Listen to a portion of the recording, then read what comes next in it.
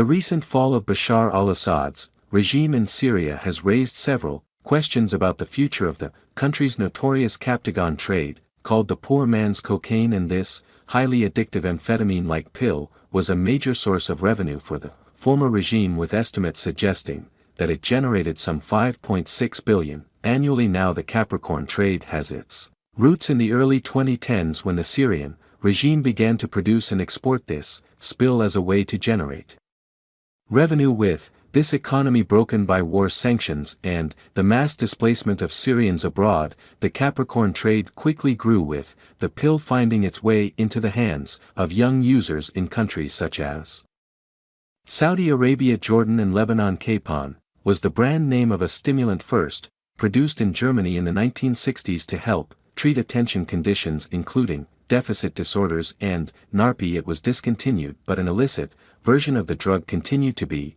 produced in Eastern Europe and later in the Arab world, while the drug continues to ravage West Asia. Captagon has been banned by many countries including the US due to its harmful side effects. Some of the side effects include psychosis, visual hallucinations, visual distortions, acute heart failure, seizures and heart attacks. The Capricorn trade has fueled violence and corruption, with criminal gangs and corrupt officials profiting from this trade. Now, according to reports, the Assad regime has been deeply involved in this Captagon trade following the ouster of Bashar al-Assad. Videos filmed by Syrians raiding properties allegedly owned by relatives of AAD showrooms, full of bills being made and packaged, hidden in fake industrial products. Reuters reports captured footage of an abandoned site in the city of Douma. Here rebel fighters gave access to reporters, showing how thousands of pills were hidden in furniture, fruit, decorative pebbles and voltage stabilizers stacked on pallets with a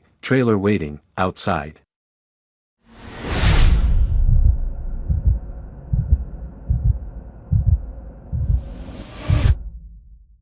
Now many of the pills were stamped with the double crescent logo or the word Lexus that identifies Captagon pills. When Ahmed al-Shar, formerly known as al-Julani, in his group Ha-Lam HTS, arrived in Damascus, the rebel leader said that Syria has become the biggest producer of Captagon on earth and vowed to purify the country. But there is a broader question: what effect will the loss of such a lucrative trade have on Syria's economy? The Capricorn trade has provided a livelihood for millions of Syrians. Experts believe it will be difficult to simply cut them off without providing alternative sources of income. Once Alara cracks down on the trade, there are fears that alternative drugs like crystal meth will fill that void. Experts say in order to address the issue, the role of the international community is in providing support and resources to HTS will be crucial to address this issue. How will Alara deal with people in Syria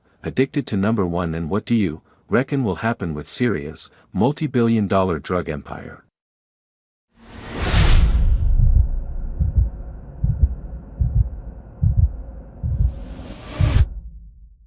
So first of all, we have to clearly assess what has he done in the previous time. So when he was basically controlling the region of Idlib, he was crashing on the drug trafficking, and he had in the governance structure they had a huge emphasis on preventing drugs migrating to it from the Assad regime. So this was a huge issue, as it was quite difficult to prevent the drug smuggling into Idlib from regime head areas, as the production was flourishing in Damascus and regime head areas. Now the new government in Syria has clearly made clear their intention to end the drug production in Syria altogether, and they have clearly stated that the change in Syria is also a change in drug production and also an interest of the health of the entirety of the world. How are that been said? This will be something that we have to follow, because the drug production in Syria was mainly driven by Hizbullah Iran-associated Syrian figures, so it was not the Russian-affiliated Syrian regime officials who were involved in the strew production and smuggling, but the Prani.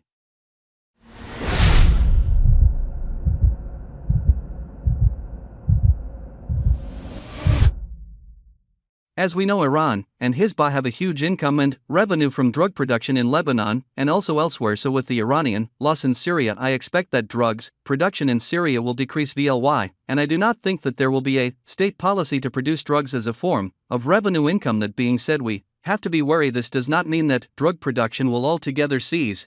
It may be cease in Syria, but I expect Iran to relocate and re-establish drug production facilities in Iraq and try to expand its drug production site in Lebanon, because, as you know, the Israeli airstrikes have tainted, and the Iranian logistic line and the Iranian militias they will try to rebuild, they will try to regroup, and for that there is a need for money, and drug money is one of the easiest and fastest revenue incomes that Iran has been used and has been used for years, and I think they will try it again.